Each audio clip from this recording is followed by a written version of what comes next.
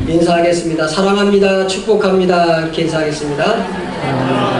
축복합니다.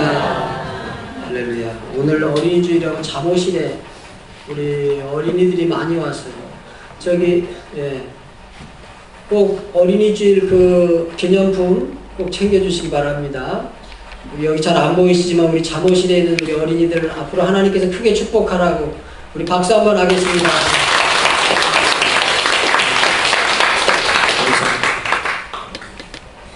제목을 따라하겠습니다. 그 어린아이의 소리를 들으셨으므로 그 어린아이의 소리를 들으셨으므로 할렐루야. 할렐루야. 예.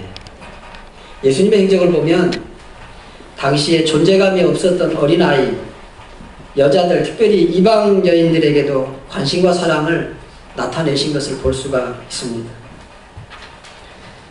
제자들이 시끄럽고 부산하다고 혼내고 물리쳤던 어린아이들을 안으시고 축복하시면서 하나님의 나라는 이런 어린아이와 같은 자의 것이다 이렇게 말씀하시기도 했습니다.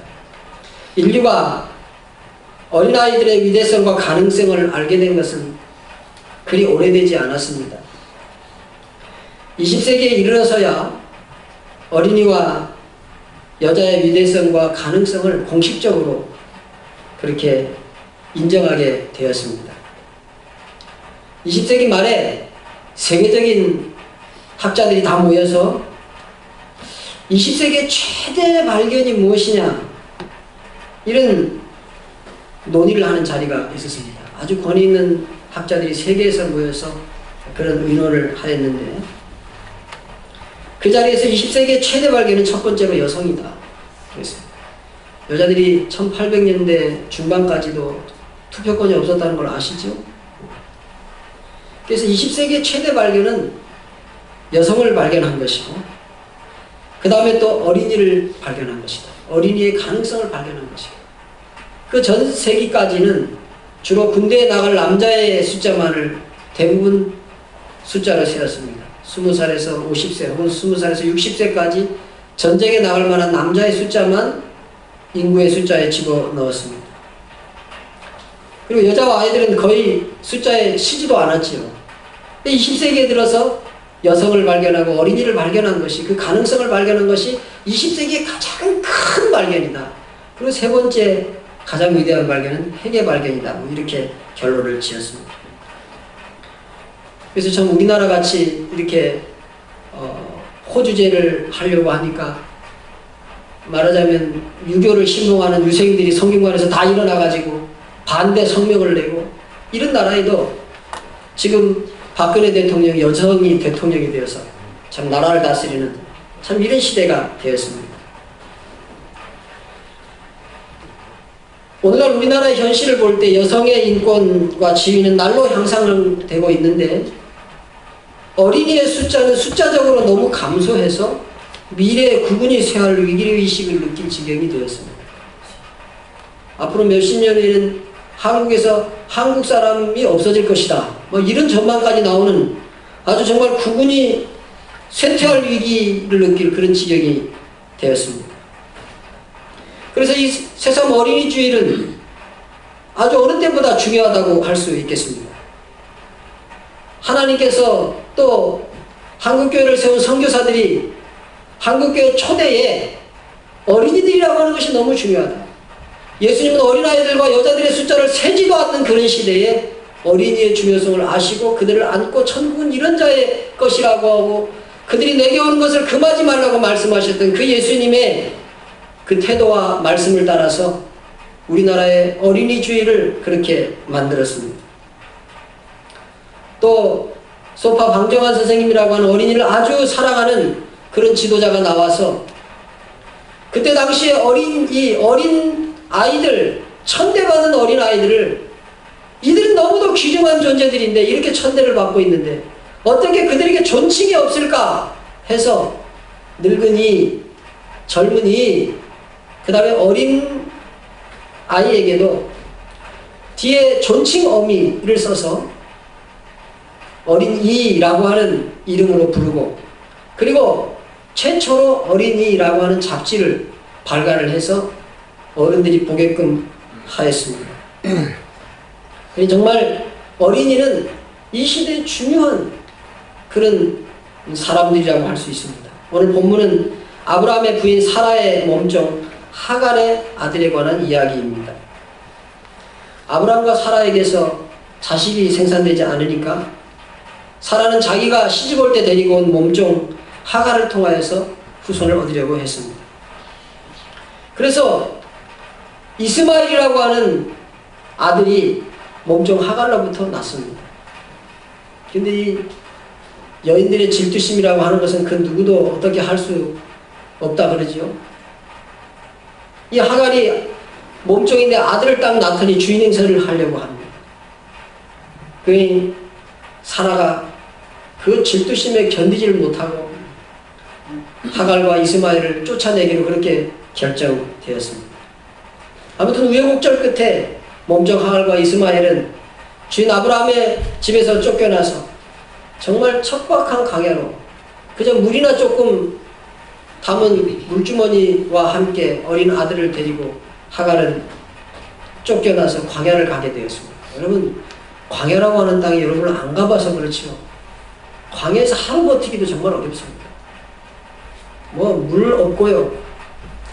막 뜨거운 온풍기같이 뜨거운 바람이 막 확확 불어옵니다. 돌과 모래 그리고 타마리스크라고 하는 아주 쓰디쓴 열매를 맺는 사막에서 적응하기 위해서 가시를 가지고 있는 그런 아주 생명력이 강한 풀들만 얼마 있고 그리고는 그늘이라고는 찾아볼 수도 없는 그런 광야를 헤매이던 그 하갈과 이스마엘은 이제 더 이상 생명을 유지할 수 없다는 한계에 이르게 되었습니다. 그래서 하갈이라고 하는 여인이 그 광야에 가면 이 관목, 시띠나무라고 하기도 하고 또는 로뎀나무라고도 하기도 하는 그런 나무가 조금씩 있는데 거의 뭐 그늘이라고 할 수 없지요. 그 관목 아래에 이제 죽게 되었으니까 자기 아들 이스마엘을 눕혀놓고 대성통곡을 합니다. 이제 여기서 우리는 죽게 되었구나. 이렇게 자기의 생명을 더 이상 이어갈 수 없을 즈음에 하나님께서 도움의 말씀을 하시는 장면을 우리가 오늘 읽은 본문이 그 말씀입니다. 오늘 본문은 아이의 소리를 들으시는 하나님이라고 그렇게 말하고 있습니다. 17절에 하나님이 그 어린 아이의 소리를 들으셨으므로 한번 따라합시다. 하나님이 그 어린아이의 소리를 들으셨으므로 그 어린이가 어떤 존재이기에 하나님이 들으십니까? 첫 번째로 아이는 씨입니다. 어린이는 씨입니다. 본문 13절에 여종의 아들도 네 씨니라고 했습니다. 하나님이 어린 아이를 씨로 사용하신다 이런 의미입니다. 농부는 굶어 죽을 때에도 씨를 베고 죽는다 이런 말이 있습니다. 여러분 씨는 뭐예요? 곡식 중에도 제일 좋은 곡식을 씨로 이렇게 해서 보관하지 않습니까? 근데 농부가 그 씨를 얼마나 귀중히 여기는지 굶어 죽을 지경이라도 그 씨 절대 안 먹고 굶어 죽으면 죽을지언정 그 씨를 베고 죽는다. 너무 귀중하기 때문에. 씨라고 하는 것은 그렇게 중요한 것입니다. 왜냐하면 그 씨의 미래가 있기 때문에. 근데 오늘 성경에 하나님 뭐라고 말씀하시면 여종의 아들도 네 씨니 그로 말미암아 한 민족을 이루게 하리라 그랬습니다. 하나님이 말씀하신 이 말대로 이스마엘 족속은 현재 이스라엘을 둘러싸고 있는 2억의 아랍 족속의 조상이 됩니다. 그러니까 지금 이스라엘 둘러싸고 있는 아랍 족속들은요 전부 다 이스마엘의 후손입니다. 2억 정도 됩니다. 그 한 사람으로부터 2억의 큰 민족들이 일어났습니다. 이게 씨의 위대성인 것입니다. 씨의 위대한 힘인 것입니다. 하나님은 씨에서 많은 열매를 만드시는 분이십니다. 여러분이 씨앗되는 축복이 있기를 주님의 이름으로 축원합니다. 우리 교회 성장의 말씀 하나의 씨 겨자씨 하나 같으니 이 씨는 나물 모든 씨보다 작은 것입니다. 자라 나물보다 커서 나무가 되매 공중의 새들이 깃들인다고 그렇게 말했습니다. 하나님은 씨에서 많은 열매를 만드시는 분입니다. 또한 하나님은 어린아이로부터 큰 민족을 이루시는 분이십니다. 그러므로 하나님은 어린이를 귀히 여기십니다. 어린이가 귀한 존재이기에 하나님은 그의 소리를 들으시는 것입니다.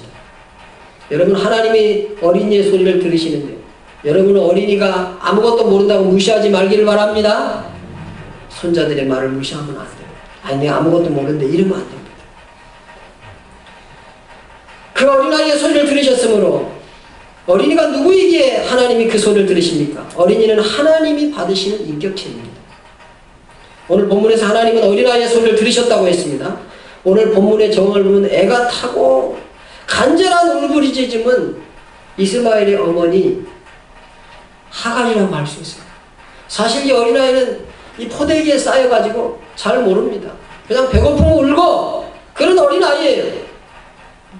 그런데 오늘 정황을 보면 애가 타고 간절하고 그런 건 하갈인데 하갈의 소리를 들으셨다고 하지 않고 오늘 성경 본문에 어린아이의 소리를 들으셨다. 이상하지 않습니까? 여러분, 성경은 하나님의 말씀입니다. 우리는 축자 영감을 믿습니다. 축자 영감이라는 것은 한 글자 한 글자를 성령께서 따라가시면서 하나님의 영을 불어넣으셨다.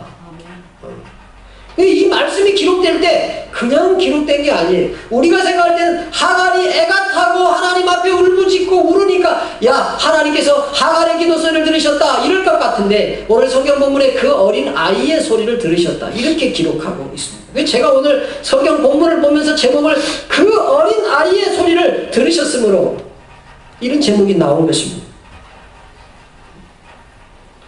어린아이는 별 생각이 없는 것 같아도 그 미래에 2억이라고 하는 큰 가능성을 가진 미래의 가능성이 있는 존재가 어린이라는 사실을 기억하기를 주님의 이름으로 축원합니다. 어른처럼 환경이나 정황을 파악하지 못해도 어린이는 완전한 인격체란 말이에요. 하나님이라고 하는 인격이 어린이라고 하는 인격의 소리를 들으신다. 이 말이 오늘 성경 본문 속에 있는 것입니다. 그러므로 하나님은 어린이를 완전한 한 인격으로 받으시기에 오늘 그 아이의 소리를 들으셨다고 하였습니다. 그러므로 어린이를 무시하면 안 됩니다. 어린이를 귀히 여겨야 합니다. 어린이를 하나님이 들으시고 어린이를 미래 민족을 이룰 씨가 되게 하시는 그런 하나님이 받으시는 인격체가 어린아이라는 말입니다. 하나님이 받으시는 인격체라면 민족의 미래라면 우리가 어떻게 해야 되겠습니까? 하나님의 명령을 따라 어린이를 대우해야 하겠습니다. 부모에게 명령하실 때 어린아이를 노엽게 하지 말라. 그 말은 어린아이에게 뜻이 있고 어린아이가 그렇게 할 때는 뭔가 자기 생각이 있다는 거예요. 한 아버지가 아내가 일찍 그만 세상을 떠났습니다. 세상을 떠나서 혼자 아이를 키우는데 한 1년쯤 지나고 그렇게 되니까 너무 바쁘고 아이를 키우기가 힘듭니다.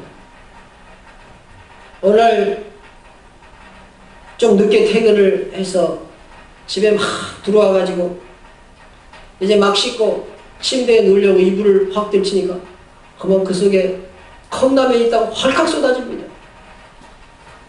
너무 깜짝 놀라서 아니 이 아이가 무슨 정신으로 이 침대 위에다가 컵라면을 갖다 놨나. 그리고 아이를 묻지도 않고 막 때렸습니다. 나중에 보니까 아빠가 퇴근하시면 너무 피곤하실 텐데 배고프실 텐데 이 컵라면 내가 만들어서 아빠 피곤하지 않게 이거 배고픈데 드리려고 했는데 아니 물을 타놓고 생각하니까 이 컵라면이 쉽게 생긴 거예요. 그래서 그걸 아빠가 따뜻하게 드시라고 이불 속에 묻어놨는데 그런 어린아이의 마음은 생각도 안 하고 막 때렸습니다. 어린아이 속에는 이런 생각이 들어있는 거예요. 그렇기 때문에 부모가 아이를 노엽게 하면 안 되는 줄 믿습니다. 그래서 또 그 아이가 하루는 우체국에서 전화가 왔어요. 아버지한테 300통도 넘는 주소도 불분명한 그런 편지를 우체통에 넣어서 우리 우체국 이 업무를 상당히 지장을 하겠다고 그 아이에게 좀 혼을 내주라고 그렇게 아버지에게 전화가 왔습니다. 집에 가서 막 때렸습니다. 근데 이 아이가 하는 말이 엄마를 보고 싶은데 엄마한테 편지를 써야 되는데 편지를 써가지고 우체통에 넣으려니까 키가 작아서 우체통에 안 들어가서 계속해서 그 편지를 모아서 어느 날 자기 키가 작아서 우체통에 쏙 집어넣을 수 있는 거예요. 그래서 그날 300통을 몽땅히 가져가서 다 집어넣어 놓으니까 그 뭐 엄마한테 편지를 썼으니 하늘나라에 계신 엄마한테 썼으니 그 주소가 불분명하고 그러니까 우체국에서는 짜증이 나지요. 왜 아이가 이렇게 하는 걸 부모가 그냥 뒀냐 이겁니다. 여러분 어린이는 그 속에 생각을 가지고 있습니다. 하나님이 들으십니다. 그런데 우리도 그 소리를 들어줘야 할 줄로 믿습니다. 참 이렇게 어린이를 배려하려고 그러면 그 부모가 얼마나 힘들어야 할지 모르겠습니다. 그럼에도 불구하고 어린이는 하나님이 들으시고 미래 민족을 이룰 씨가 되고 하나님이 받으시는 인격체입니다. 그러므로 하나님의 명령을 따라 우리는 어린이를 귀하게 대우해야 하겠습니다. 그런 어린이, 하나님이 받으시는 어린이, 하나님이 들으시는 어린이를 어떻게 해야 되겠습니까? 세 번째로 따라합시다. 붙들어 일으켜야 합니다. 붙들어 일으켜야 합니다. 오늘 본문 18절에 뭐라고 했습니까? 이렇게 말씀하고 있습니다. 일어나 아이를 일으켜 내 손으로 붙들라. 내 아이를 일으키라는 거예요. 손으로 붙들라라는 거예요.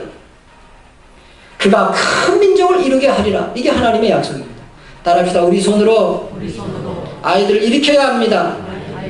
우리 손으로 손자들을 일으켜야 합니다. 일으키는 할머니, 할아버지 되시기를 바랍니다. 일으키는 부모가 되시기를 주님의 이름으로 축원합니다. 그렇습니다. 그가 큰 민족 붙들어 일으켜라. 우리에게 명령하십니다. 우리 시대 어른의 사명입니다. 우리 시대 어린아이들을 붙들어 일으킬 사명이 우리에게 있다는 것입니다. 우리가 왜 비전센터 건립합니까? 우리가 붙들어 일으킬 어린이들, 우리가 붙들어 일으킬 청소년들, 우리가 붙들어 일으킬 청년들이 있기 때문에 그렇습니다. 그리고 우리가 비전센터 짓고 젊은이들을 모으고 어린이들을 모으고 중고등학생들을 모으고 청년들을 모으고 어려서부터 세뇌시켜야 됩니다. 3명 아니면 5명 낳아라. 3명은 기본이고 5명은 낳아야 된다. 할렐루야. 아무도 안 해요. 여러분, 아유 목사님 저는 이제 뭐 손자본 나이인데 뭐 그런 얘기 하면 뭐 하겠습니까? 따라합시다. 아들에게 며느리에게 5명 낳으라고 계속 세뇌시키자. 계속 세뇌시켜. 저가 이 오형제 중에 장남입니다. 그런데요 5명이니까요 밑에 아이들은 큰 사람이 다 키워요.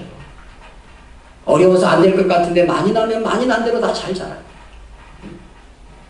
제가 장남이고 제 밑으로 2살 차이, 2살 차이, 3살 차이, 2살 차이인데 제가 넷째하고 막내는 제가 거의 키우다시피 했어요.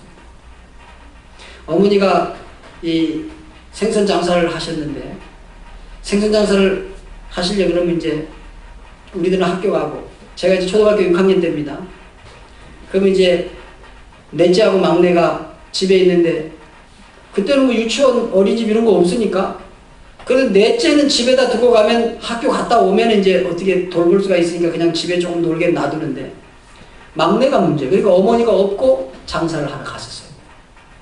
어머니가 없고 연안부대에 가서 생선을 떼면은 이제 떼서 차에 실려서 보내고 가게로. 그리고 뭐 노점이죠. 노점으로 보내고 그러면 이제 아이를 업고 갔다가 이제 생선 장사하는 데다가 데려다 놓고 생선 장사를 하려고 이제 이 펴면은 물건을 펴면은 그때쯤은 제가 학교가 끝납니다. 6학년이 오전 수업하니까. 그러면 끝나면 학교 갔다 오다가 우리 막내를 제가 업고 집으로 왔어요. 집으로 와서 제가 이제 밥 해가지고 6학년 때 뭐 그때 다 물찌개를 너무 많이 줘서 제가 키가 작습니다 지금. 저 우물이 저 밑에 있어가지고 물찌개를 막 3학년 때부터 줬으니까 어머니가 다리가 불편하셔가지고 예, 초등학교 3학년 때부터 제가 물찌개를 줬어요. 그래가지고 물 이렇게 양쪽에 이렇게 져가지고 그래가지고 키가 적습니다. 그러니까 제 키가 적은 게 참 위대한 키가 적은 거예요. 그러니까 하여튼 그렇게 해서 하고 이제 동생을 얻고 와서 이제 넷째하고 우리 차장팀에 있던 우리 손순영 집사는 하고는 막내하고는 제가 다 씻겨가지고 저녁에 밥해서 둘째하고 셋째는 자기들이 알아서 씻을 수 있으니까 너희들 씻어. 그리고 이제 하고 넷째하고 다섯째 제가 씻겨서 다 이렇게 해놓고 잘 있어라 내 엄마 모시고 올 테니까. 그리고 이제 엄마한테 가서 어머니가 다리가 불편하니까 한쪽 손 붙잡고 이렇게 오고 그랬어요. 그렇게 다 키웠습니다. 그러니까 아이고 목사님 이런 시대에 5 낳으면은 아이고 그거 어떻게 키웁니까? 하나 키우기도 막 이렇게 힘들어 죽겠는데 아니에요. 서로 커요. 서로 도와가면서 커요. 2명, 3명 이럴 때 힘든 거지 한 5명쯤 나면요 우리 아이가 밑에 키우는 줄 믿습니다. 오늘 성경 본문에 이런 아이를 이렇게 내 손으로 붙들라 그가 큰 민족을 이루게 하리라 하시니라. 일으키기만 하면 하나님이 그를 큰 민족을 이루게 하신다는 거예요. 여러분 일본에는 아이가 부모 없이도 잘 자란다 이런 말이 있습니다. 우리나라 말에도 그런 말이 있죠. 자기 먹을 건 자기가 갖고 태어난다는 말이 있잖아요. 그렇지? 사실은 생각보다 아이들이 씩씩합니다. 우리는 부모가 다 해줘야 아이들이 잘할 것 같지만 그건 아이들의 능력을 제한하는 것입니다. 그래서 아들러라고 하는 교육학자가 있는데 이 아들러라고 하는 학자는 너무 부모가 힘든 육아를 하지 말고 쉬운 육아를 하라는 거예요. 쉬운 육아. 아이를 너무 지배하고 그러지 말고 아이를 너무 지배하는 걸 포기하는 거예요. 너무 아이한테 신경을 쓰니까 이게 육아가 더욱더 힘든 것입니다. 둘째는 아이의 과제에 개입하지 말라는 거예요. 유치원 숙제 다 해주지 말고 다 해주지 말아 이 말이에요. 자기 스스로 알아서 하게끔 두라는 거예요. 그래야 자기가 자라 성장하는 거예요. 여러분 요새는요 제가 대학을 우리 예일이 보낼 때 보니까 막 부모들이 막 입학 원서 쓸 때 난리가 났어요. 막 자기소개서를 왜 지가 써야지 부모가 난립니까? 부모가 막 학원 보내가지고 막 선생 돼가지고 막 돈 들여서 저희 예일이 자기소개서 그런 거 하나도 써. 네가 알아서 써라. 네가 알아서 네 선생 찾아다니든지 뭐 네가 알아서 다 써. 나쁜 학교 갔으면 홍대 미대 갔습니다. 그런데 여러분 부모가 다 써주고 그런 애들이 떨어지더라고. 자기 앞가림을 못하는데 뭐 대학 가서 뭘 하겠어요.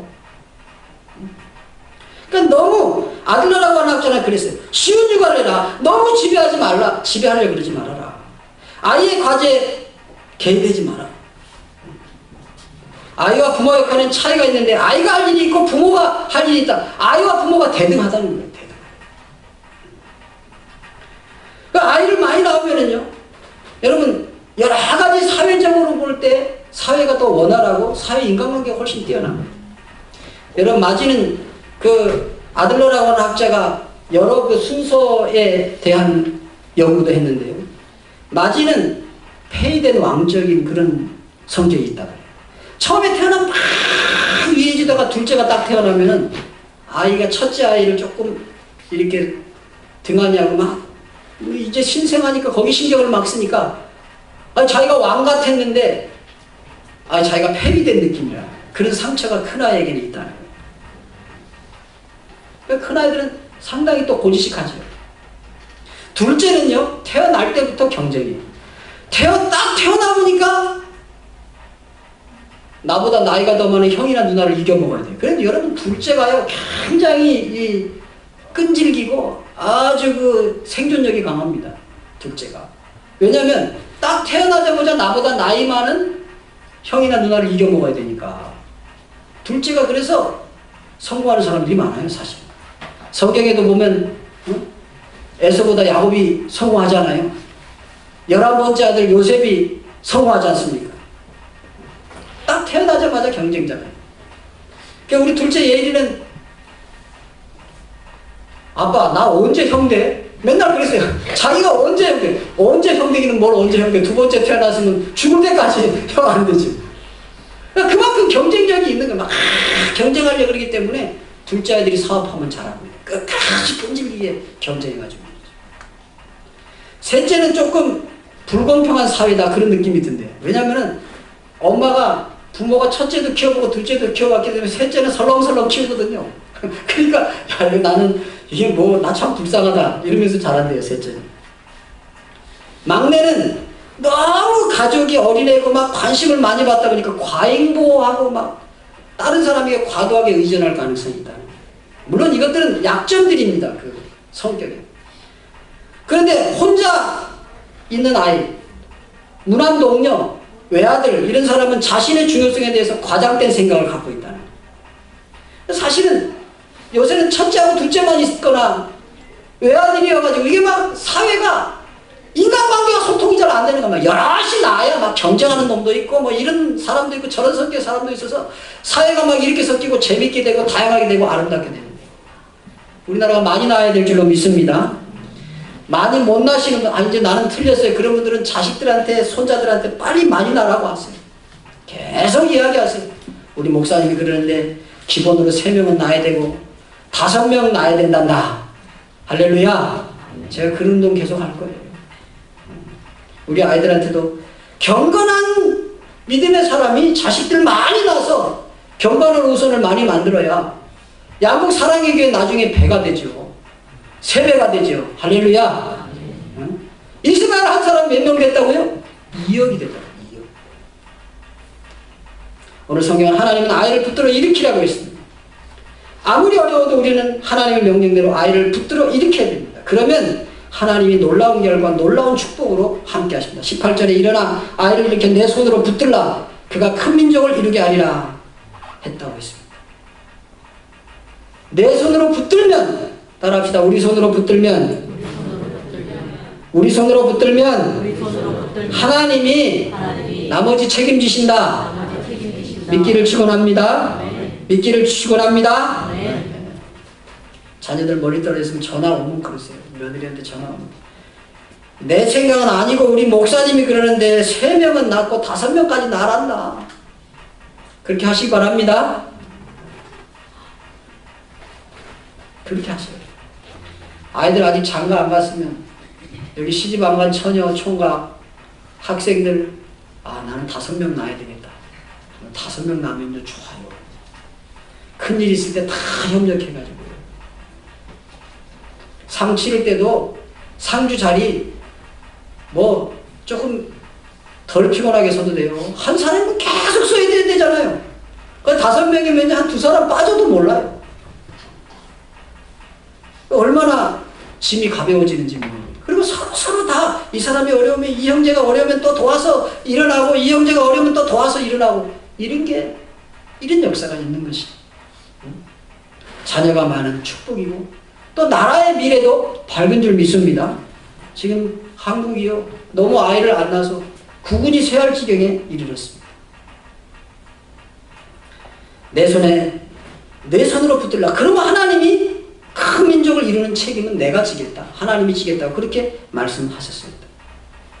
교회와 민족 그리고 나의 가문의 미래가 어린 아이의 손에 달려 있습니다.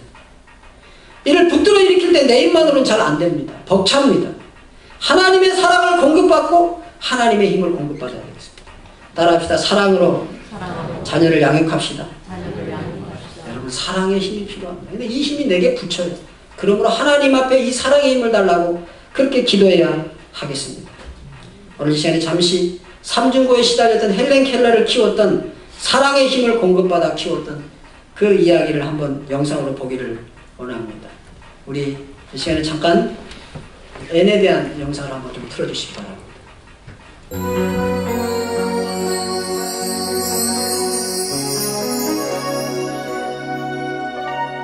기적은 사랑과 함께. 보스턴의 한 보호소에 앤이란 소녀가 있었습니다. 앤의 엄마는 죽었고 아빠는 알코올 중독자였습니다. 아빠로 인한 마음의 상처에 보호소로 함께 온 동생마저 죽자 앤은 충격으로 미쳐버렸고 실명까지 했습니다. 수시로 자살을 시도하고 괴성을 질러대는 앤은 회복불능 판정을 받고 정신병동 지하 독방에 수용되고 말았습니다. 모두 치료를 포기했을 때 나이든 간호사인 로라가 앤을 돌보겠다고 자청했습니다. 제가 돌보도록 하겠습니다. 로라는 정신과 치료를 하기보다는 그냥 친구가 되어 주었습니다. 날마다 과자를 들고 가서 책을 읽어주고 기도도 해주며 한결같이 사랑을 쏟았지만 애는 아무 말도 아무런 행동도 하지 않았습니다. 하지만 로라는 실망하지 않고 언젠가 앤이 변화될 것을 기대하며 사랑을 쏟는 일을 그치지 않았습니다. 그러던 어느 날 앤 앞에 놓아둔 초콜릿 접시에서 초콜릿이 하나 없어진 것을 발견했습니다. 앤이 드디어 하나님 감사합니다. 감사합니다. 그 뒤로 앤은 조금씩 마음을 열기 시작했고 사람들의 말에 반응하며 어울리기 시작했습니다. 2년이 지난 후 마침내 앤은 정상인 판정을 받아 파킨스 시각장애아 학교에 환한 웃음으로 입학을 하게 되었습니다. 시간이 흘러 자신에게 사랑을 주던 로라가 죽는 아픔도 겪었지만 예전처럼 마음을 닫고 살지는 않았습니다. 이미 앤에게는 로라가 남겨준 희망을 볼 수 있는 마음의 눈이 있었기 때문이죠. 학교를 최우등생으로 졸업했고 한 신문사의 도움으로 개안 수술에도 성공한 앤에게 어느 날 이런 신문 기사가 보였습니다. 보지 못하고 듣지 못하고 말하지 못하는 아이를 돌볼 사람 구함. 보지도 못하고 듣지도 못하고 말하지도 못하는 아이? 그래, 내가 받은 사랑 드디어 돌려줄 때가 왔어. 힘들지 않겠어? 이런 아이를 가르친다니 말이야. 괜찮아요. 내 마음을 열게 해준 그 사랑이 나를 통해 흘러나가길 원하신다는 하나님의 마음, 이제 저 알 것 같아요.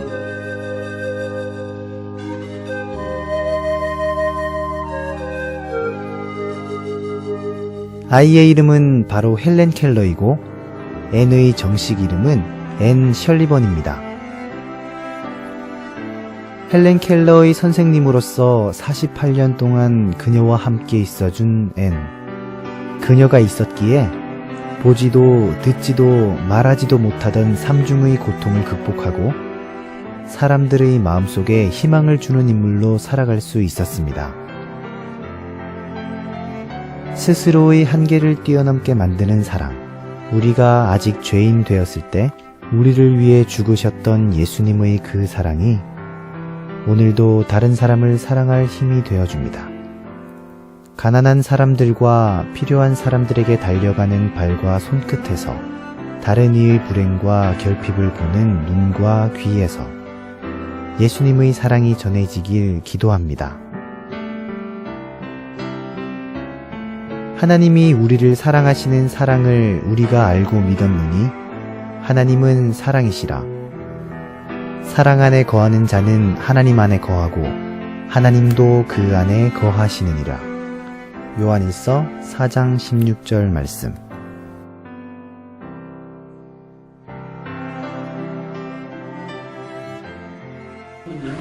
듣지도 보지도 못하는 삼중고를 가진 헬렌 켈러에게 6,000편 이상의 찬송을 쓰게 하고 시를 쓰게 하고 수많은 장애인들의 희망이 되게 했습니다. 여러분, 어린아이를 사랑으로 키우는 것은 우리가 사랑으로 키우면 그 손을 붙들어 일으키면 하나님이 나머지 책임져 준다고 약속했습니다. 여러분, 끝까지 사랑하면서 자녀를 일으키고 어린이를 일으키는 그런 일에 쓰임받는 여러분 되기를 주님의 이름으로 축원합니다. 우리 양곡 사랑의 교회가 어린이들, 청소년들, 젊은이들의 손을 끝까지 잡고 일으키는 그 교회가 되기를 소원하고 기도합니다. 사랑하는 성도 여러분, 어린이는 씨입니다.